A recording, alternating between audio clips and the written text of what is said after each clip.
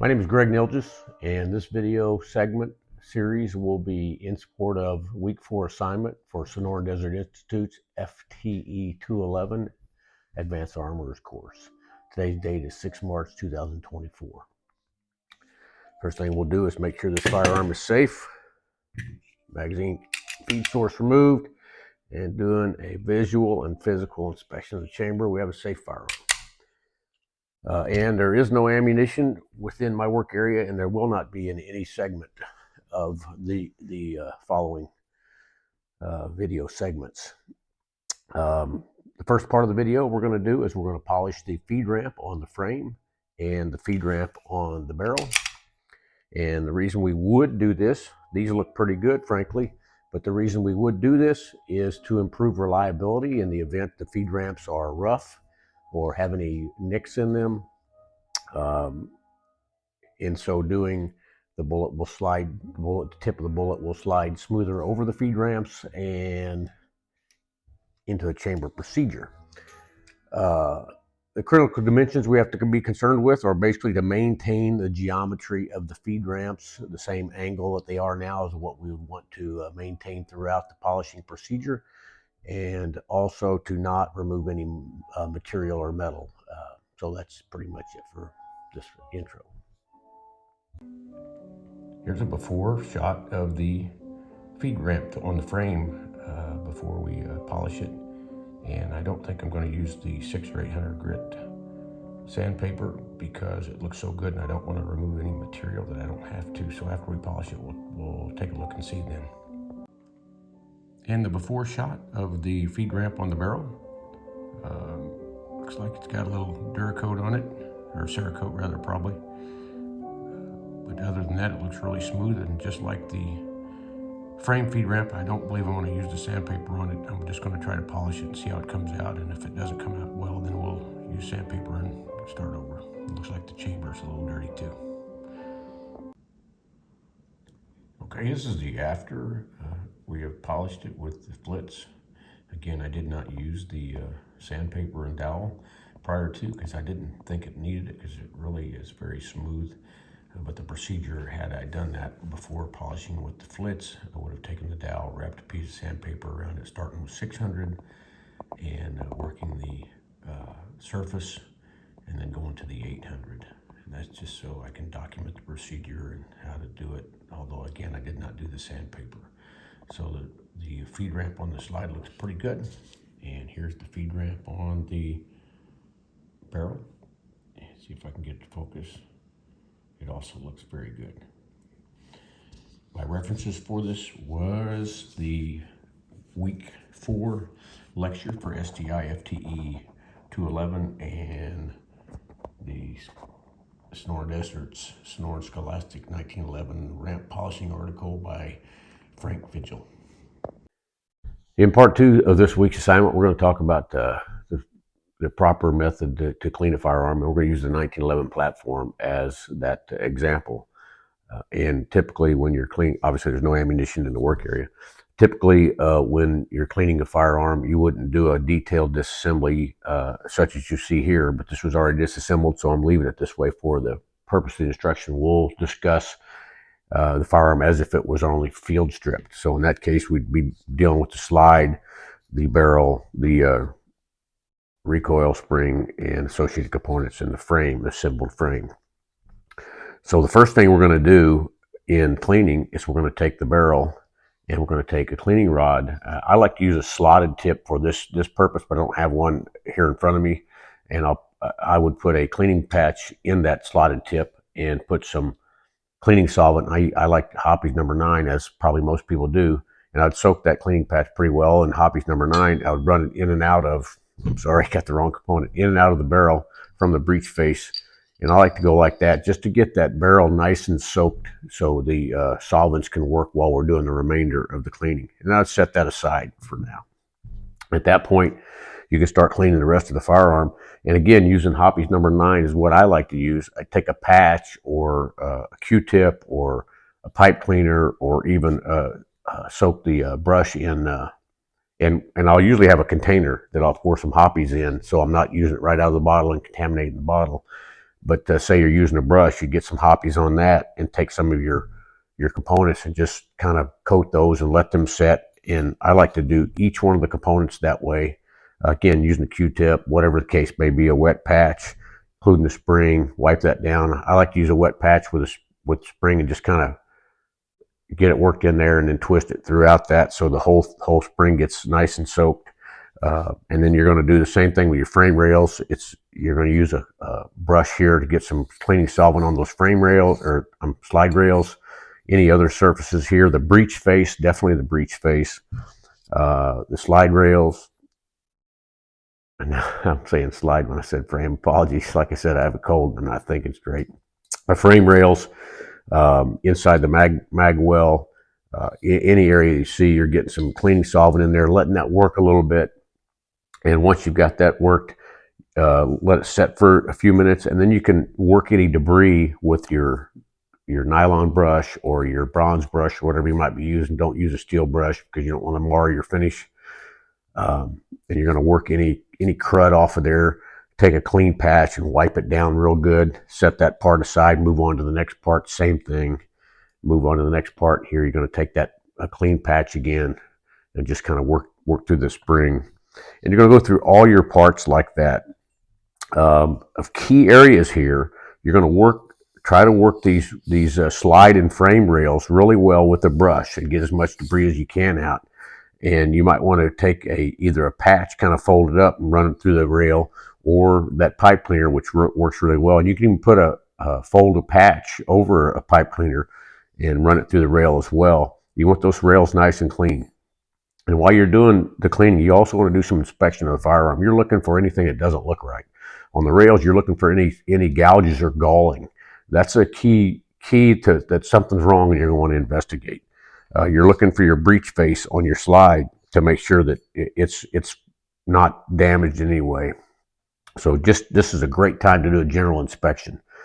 If you do a detail cleaning and you've broken the firearm all the way down, yes, certainly these other small parts, well, this one will already be out anyway, your slide stop. But any of these other small parts, you'd want to clean those as well and look for rust, because this firearm doesn't get broken down to this level very often. So this is a prime time to inspect if you've done a detailed disassembly, components for rust and wear or anything like that. So once you've done all that, you're going to dry everything off that you've cleaned, all these small parts, the slide, the frame, with a dry patch or some other soft cloth. And then you can apply a light coat of oil. I like to use CLP. Of course, CLP is a trade name, break-free CLP, but CLP has become common.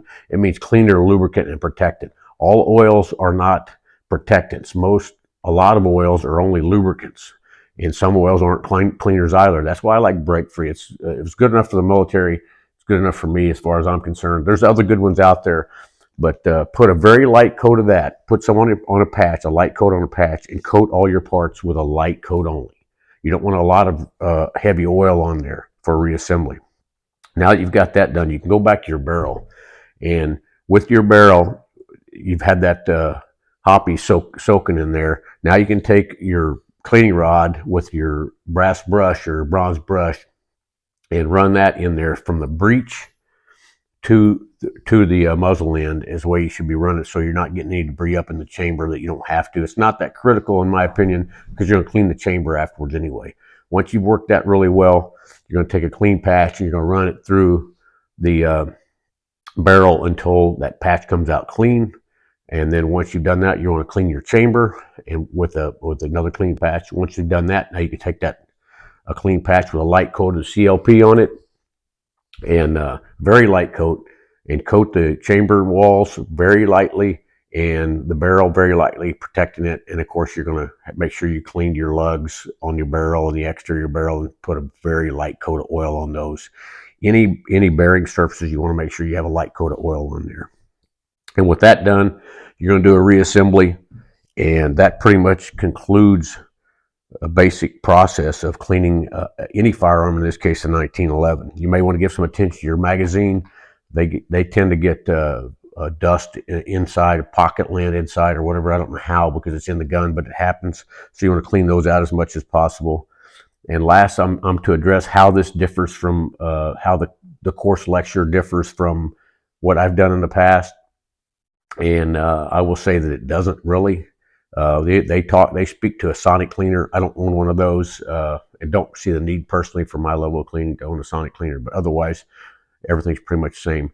And if I haven't said so already, my resource for this is the Sonoran Desert Institute's FTE 211 Week 4 lecture for the cleaning and for the other parts of this video series as well. Okay, in part 3 of this video segment, and bear with me, I've got a pretty good cold going on. I'm going to try and get through a couple segments of this video today. We're going to talk about the ammo-related malfunctions, how we can spot them, and what kind of problems they can cause. So first of all, we have a clear feed source, no live ammunition in the area, and we visually and physically check the chamber. So when you got some snap caps loaded up here, one of the things that you can run into when you chamber around, the cartridge, or I should say the bullet, can get pushed in just slightly each time. It's possible and probable actually that each time you chamber around, it'll get pushed into the cartridge just a little bit.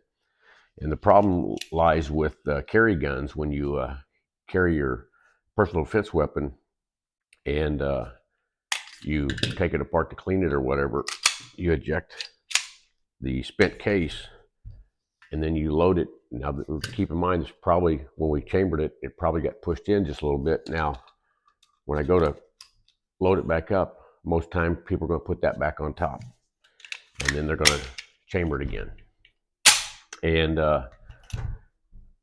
it's going to get pushed in a little more, and that's called bullet setback. And what can happen is, over time, it'll get set back so much that you can, if you were standing next to another cartridge, you can see that it's visibly shorter. The overall cartridge length is visibly shorter, and what that's going to do is it's going to increase the chamber pressure. And if you set it back too far, then you could obviously have an overpressure situation, and it could cause a personal injury and or damage to the firearm. So I tell people they should rotate their ammo. Not, if they're going to do that, they're going to rotate it to the bottom, and then periodically just shoot the whole magazine of ammo for practice, and then start with new ammo. Another primary one that people run into, ammo-related malfunction, is using the wrong caliber cartridge for the firearm they're using. It's not uncommon for people to mix and match, unbeknownst to them by accident, 300 blackout and 223. The cartridges don't really look the same. They're the same length, but they don't look the same. But if you're shooting both platforms at the same day at the range, and you're not paying attention, you can chamber a 300 blackout into a 223 or 5.56 a rifle, and it will chamber, and the bolt will lock, and it will fire. But a 30 caliber bullet will not go down a 22 caliber rifled barrel. So you will have a catastrophic malfunction, and that the receiver is probably going to blow up. It's going to blow the magazine out the bottom of the magazine well, and obviously you're going to do damage to the firearms, significant damage to the firearm. You stand a chance of injuring yourself. Those are a couple things that can happen. We don't have much time in these video segments to cover all the things that could happen. Light charges for reloads or heavy charges for reloads, these kind of things. If you're having malfunctions on a firearm, one of the things I always tell people is try a different magazine, and if that doesn't fix it, try different ammo. And sometimes they're very ammo specific. A 22 long rifle is the best example of that. Everybody knows the 22 long rifle. Some guns are very particular about the ammo that they like and they don't like. So that's it for that segment. Hopefully I covered my bases. Okay, part 5 of this video, we have no live ammo here, and we have a disassembled firearm, so it's safe. We're going to talk about adding accessories to a handgun specifically, and what it could do in a negative fashion. So when they manufacture this firearm, they manufacture it with the known mass of the slide, and they built the strength of the recoil spring around that. If we alter the weight of the slide by cutting lightning cuts in it and don't change the recoil spring, it's going to cycle a lot faster, and that very well could and probably will result in cycling malfunctions, either failure to extract or even failure to pick up the next case out of the or cartridge out of the magazine. If we add any weight to it, like a red dot of significant weight, we're going to increase the mass. The slide's going to operate slower, and if we don't change the recoil spring, and it may very well have other issues. It may not lock back on the last round. It may not go back far enough, or what have you. So you'll help yourself out if you take a customer's gun in and he brings a gun in with some modifications to a factory slide, or he's changed the slide. He or she, and to ask them if those malfunctions occurred before those changes were made, and if they didn't, you've probably already discovered the issue, and it could save you a lot of time. Okay, in part 5 of this video, first we have a clear firearm, visual and physical check, and we have no live rounds. We do have a snap cap here. Don't really need it for this, so we'll take it out, and no ammo in the area. The question is, this is part 4, and the question is, should we train our customers in proper grip and stance?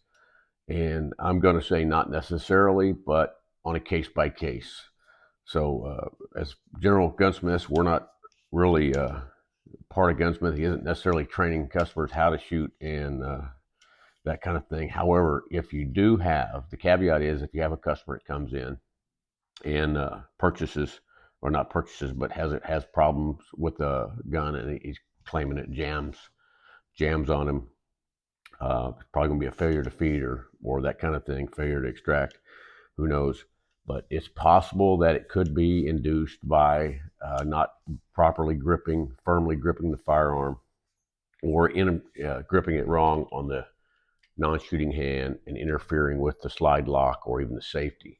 So in those instances, on a case by case, if you have customers come in that are requesting work to be done because they're having problems with a gun, it may very well be a shooter-induced problem, and asking a few questions to the customer may get to the root of the problem.